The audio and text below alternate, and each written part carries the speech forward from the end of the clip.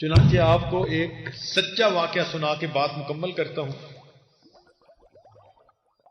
ہمارے قریب کے ایک دیہات میں میاں بیوی تھے۔ اللہ نے ان کو بڑھاپے کے اندر اولاد عطا کی، بیٹا ہوا۔ بیٹا نیک بنا، ہونہار تھا، سمجھدار تھا،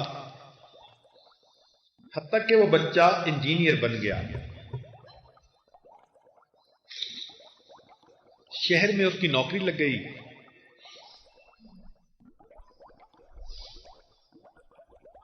وہ آتا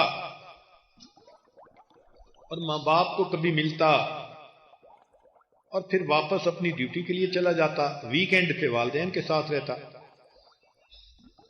اللہ نے اس کو کاریں بھی دیں، بہاریں بھی دیں، کوٹھی بھی دی۔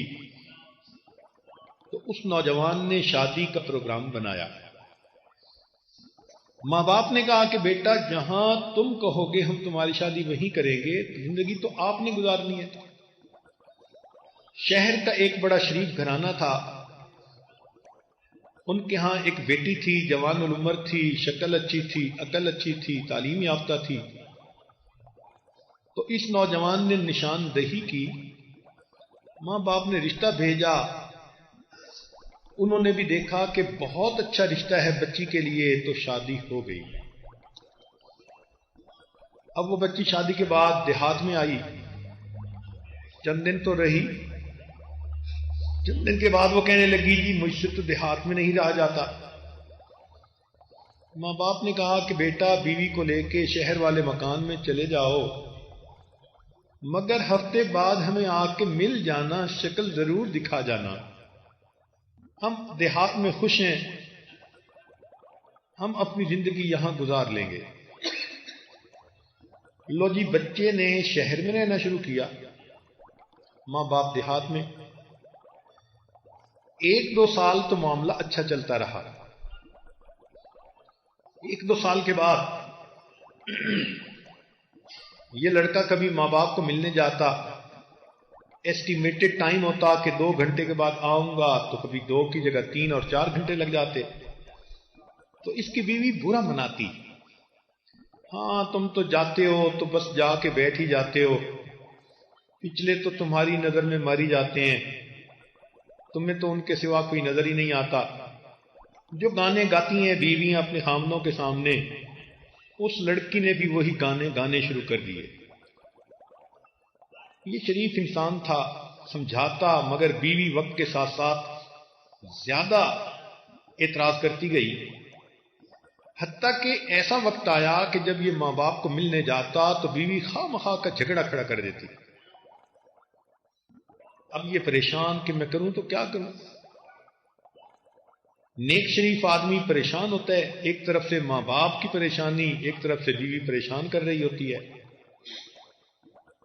اور پھر بچوں کی ماں بھی بن چکی ہوتی ہے۔ اسی دوران اس نوجوان کو سعودی عرب سے نوکری کی ایک اپورچونٹی ملی، تو اس نے اپنے ماں باپ سے اجازت مانگی۔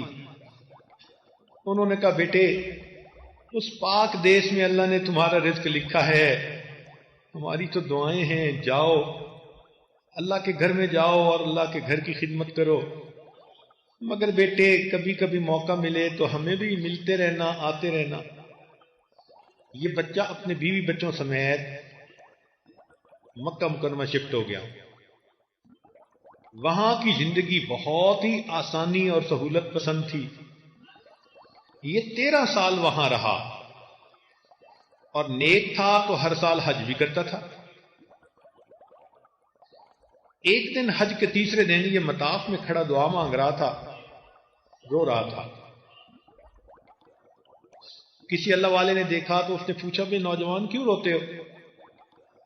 اس نے کہا کہ میں نے 13 حج کیے، ہر سال طواف افاضہ کرنے کے بعد یا طواف وداع کرنے کے بعد میں خواب دیکھتا ہوں کہ کہنے والا کہتا ہے تیرا حج قبول نہیں ہوا۔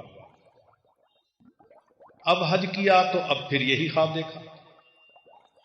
اللہ والے ڈائگنوزس کے ماسٹر ہوتے ہیں. وہ چلتے پھرتے ڈائگنوسٹک سینٹر ہوتے ہیں. انہوں نے 2 باتوں میں بات پہچان لی کہ مسئلہ کیا. یہ نوجوان 13 سال سے عرب میں تھا، تو شروع میں تو ماں باپ کو خرچہ بھی بھیجتا تھا، سلام کلام پیام بھی ہوتا رہتا تھا. اس زمانے میں فون نہیں ہوتے تھے، یہ اس زمانے کی بات ہے. عام ٹیلی فون نہیں ہوتے تھے، سیل فون تو تھے ہی نہیں، دیہاتوں میں بھی فون نہیں ہوتے تھے. تو حج عمرے پہ آنے جانے والے لوگوں کے ذریعے پیغام بھیج دیتا تھا، لیکن کچھ سالوں سے رابطہ ہی نہ رہا تھا اس کا ماں باپ سے. تو انہوں نے توجہ دلائی کہ میاں جاؤ اور ماں باپ کو راضی کر کے پھر واپس آؤ. چنانچہ یہ نوجوان اپنے گھر آیا، بیوی کو کہا کہ میں نے چھٹی لے لی ہے اور میں اپنے ملک چکر لگا رہا ہوں ماں باپ کے پاس. بیوی نے آئیں بائیں شائیں کرنے کی کوشش کی، تو اب اس نوجوان نے اس کو شیر کی آنکھ سے دیکھا تو پھر وہ دبک کے بلی کی طرح بیٹھ گئی. نوجوان نے تیاری کی، وطن واپس آیا.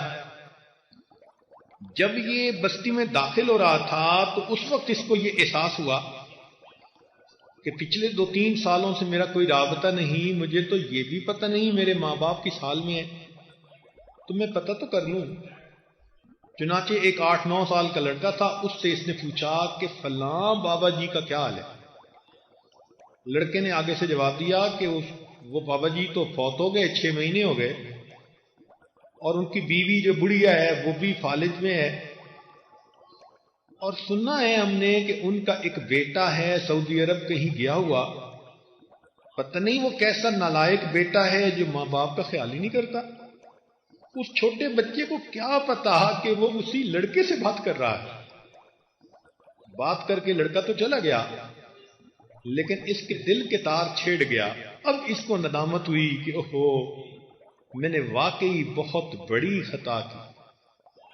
اب سوچ رہا ہے کہ ابو تو فوت ہو گئے، میں امی کے پاس جاؤں گا تو امی تو مجھے دیکھنا گوارا نہیں کریں گی، امی تو مجھے گھر سے نکال دیں گی، بات تک میرے ساتھ نہیں کریں گی. تو کوئی بات نہیں، میں امی کو پاؤں پکڑ کے منا لوں گا، میں لپٹ جاؤں گا. اب یہ پلاننگ کرتا پھر رہا ہے. گھر پہنچا، دروازہ کھلا تھا، اندر چلا گیا. کیا دیکھتا ہے کہ صحن میں چارپائی بچھی ہوئی ہے اور اس کی والدہ لیٹی ہوئی ہے. اس کے دل میں یہ بات آئی کہ ممکن ہے کہ امی سوئی ہوئی ہو تو میں جگاتا نہیں، انتظار کر لوں گا. چنانچہ یہ دبے پاؤں ذرا قریب ہوا کہ دیکھوں تو صحیح.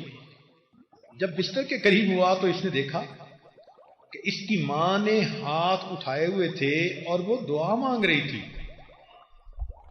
اس نے قریب ہو کے سنا، امی کیا دعا مانگ رہی ہے؟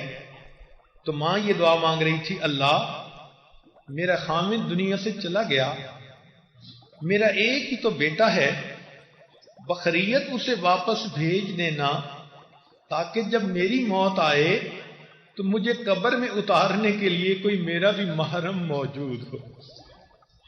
ماں یہ دعا کر رہی ہے کہ اللہ میرے بیٹے کو بخیریت واپس بھیج دینا کہ اگر میری موت آئے تو مجھے قبر میں اتارنے کے لیے کوئی میرا بھی محرم موجود ہو.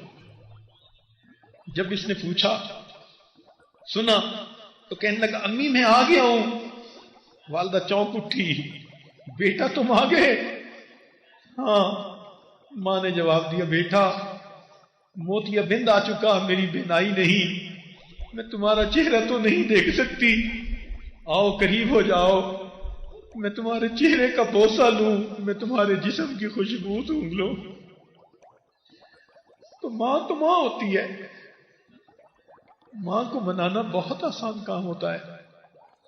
اللہ رب العزت والدین کو بھی نیک بننے کی توفیق دیں اور اولاد کو بھی ماں باپ کی قدردانی کی توفیق دے دیں، اور جو غلطیاں کوتاہیاں ہوئی ہم اسی دنیا میں ان سے معافی مانگ لیں اور آئندہ نیکوکاری کی زندگی گزارنے کا دل میں ارادہ کر لیں.